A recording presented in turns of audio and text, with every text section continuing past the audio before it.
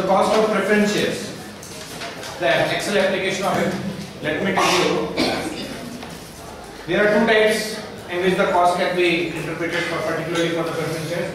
One is the cost of irredeemable preference shares and another is cost of redeemable preference shares. Though the trend of irredeemable preference shares have come to an end after the amendment in section 85A 1988 and subsequent amendment followed by the subsequent amendment in 1996 that the cost that the preference shares are no more in existence now. In 1988 the amendment was that the irredeemable preference shares were to be redeemed within the 5 years of the commencement of the act or the time period whichever is earlier. Okay, and the companies were not allowed to issue any preference shares for a redemption more than 5 years in 1988. This period of 5 years was extended to 20 years in 1996. However, the cost of irredeemable preference shares can be calculated in the same manner as that of the perpetual debt, except that the cost of preference shares are always after tax. Most important thing over here is that the procedure is exactly the same as you are calculating for the perpetual debt. What is perpetual? Perpetual is nothing but the irredeemable one, which can be redeemed only at the time of the winding up of any company, right? So accordingly, the calculation of perpetual debt and the preference shares is similar. Only one difference is there. The difference is just because it is a dividend, that is the interest. Interest is a charge on the profit. That's why taxes are applied after charging interest. And preference shares are just a distribution of profits only. So therefore, no interest is to be charged on the preference shares by the corporation. Just for example, a company issues a 10% irredeemable preference share. The face value per share is ₹100, but the issue price is 95. What is the cost of preference shares? Calculate. Hurry up with your calculators. You have to calculate this. The coupon rate is 10%. Face value is 100, but the issue price is 95. What is the cost of preference shares you have to calculate? How it will be? KP is equal to DP upon PP means purchase price. Okay. 10 upon 95. That is 10.53%. Okay. Have you done it? Have you actually calculated it or you have left it out after I have shown the answers? Calculated, fine. Next time I will take care. Okay, now next thing is what will be the change in the cost of preference shares if the issue price is 105? If the issue price is 105, it means the sale proceeds of the purchase price is 105. What will happen? 0.955. What it has given the resultant effect? It has decreased. What is the interpretation? When the sale proceeds is at premium, the cost of preference share goes down. Why the cost is going down when the sale price or sale proceeds are at premium or the purchase price is at premium? Because you have to pay extra for the preference shares, but the interest you will be receiving will be of the less amount. Because interest is always charged on the face value. Okay, the amount you have paid is extra. In the previous example, you have paid the amount less, but you are given the interest on the face value. You have given less amount than face value. The issue was a discount. The share worth ₹100 was issued at ₹95. So how much you paid? 95. And on how much you are getting the interest? On 100 rupees. But actual interest incoming is on your 95. That's why the effective interest rate, or you can say the effective dividend rate is increased. I am using interest in place of dividend in place of interest. Please take it in the correct sense. Because in general sense, the cost of capital is nothing but the interest on it. Okay. Fine. So that's why the effect is going down over here. Why? Because you have paid more and you have paid the principal amount more. But the interest charge or the dividend given to you is on the less amount. That's why the price, or you can say the cost of capital has also decreased. Now cost of redeemable preference shares. Now this is just an example. You know very well about the redeemable preference shares. Redeemable preference shares issue can be at premium, par and discount, and redemption can be either at premium or par. Okay. If the redemption is at premium, definitely the amount of premium is to be adjusted in the given time period for which the preference shares are being issued.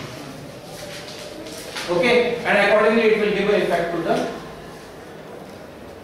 cost of the capital of the share. A company issues 10% redeemable preference shares. The face value per share is ₹100. The issue price is 95. How much is the issue price? 95. Issue price is 95. It will be redeemed after 10 years. At the face value, what is the cost of preference share? Can you calculate it on Excel? Do it on Excel. I will not tell you anything about it.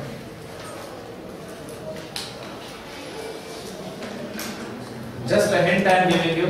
The Excel function rate will be applicable, which follows, and it should follow in your netbooks. Netbooks are followed, and you will be given only 1 minute to do it. Only 1 minute.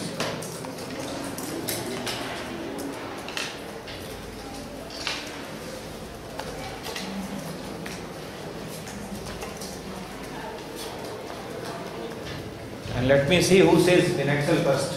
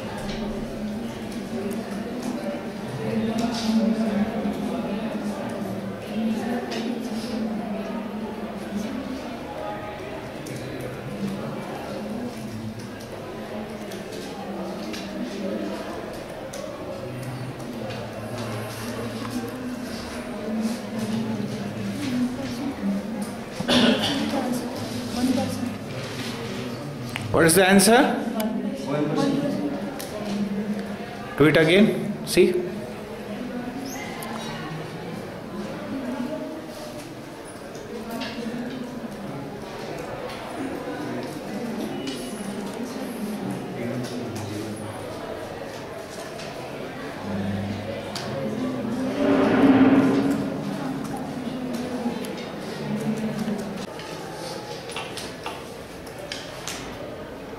You have applied this? 11% is the answer, not 1%. Okay, do it Yes, got you. as it is. 11%. Who got first? You. Very good.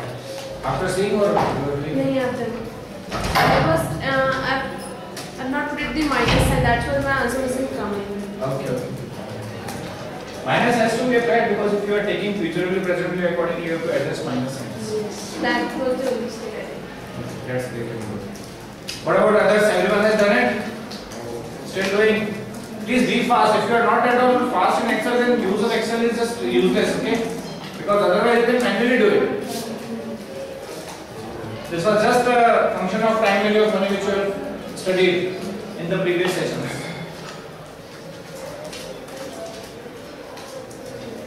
If you have any problem, you can call me upon, no problem.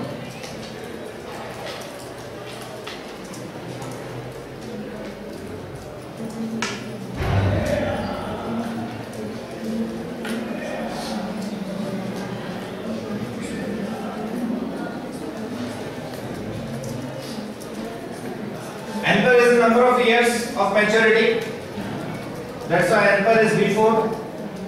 Further, PMT is to be made. PMT is nothing but a coupon rate face value, that is the interest payment you are doing.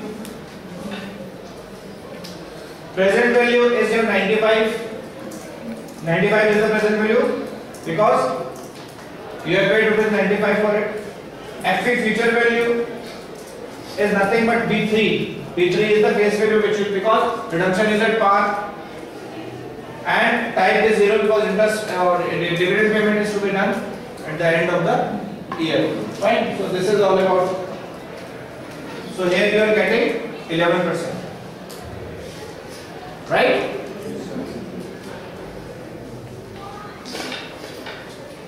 Now let us go for cost of equity. Everyone has done it?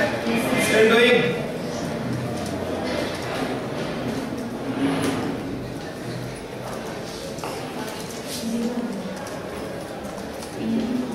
Done?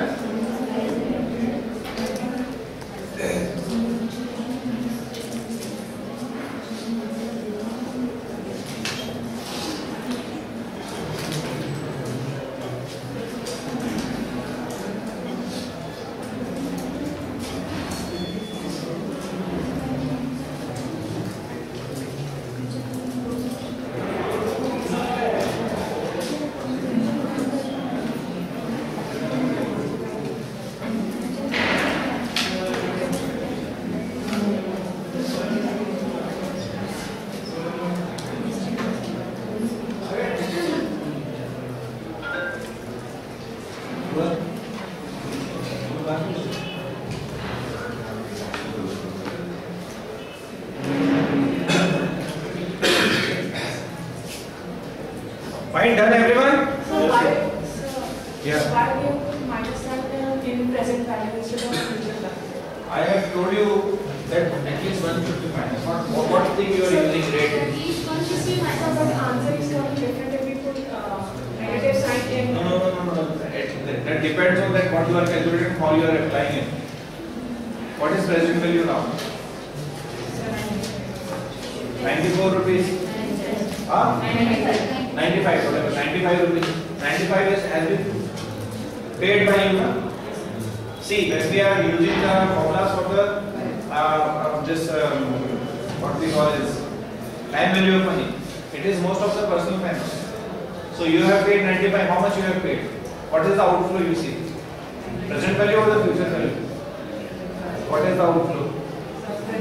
Whether it may be company perspective, whether it may be your own perspective, you have to see what actually outflow is. How much you have paid?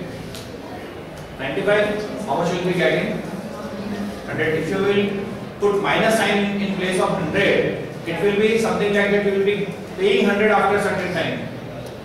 Because future value FV में आप 100 minus लगा रहे हो, इसका मतलब क्या होगा? In future you will be paying 100, but it is not so. That's why your answer is coming different. It has to be different. So you have to first be clear that what is actually what is your payment and what is your incoming, and accordingly you have to put minus and plus sign. If your incomings are in future, for sure those all incomings have to be positives. If your outgoings are in future, for sure negative sign for future value will be applied. Okay, so you have to be very clear regarding putting the negative sign where you have to put.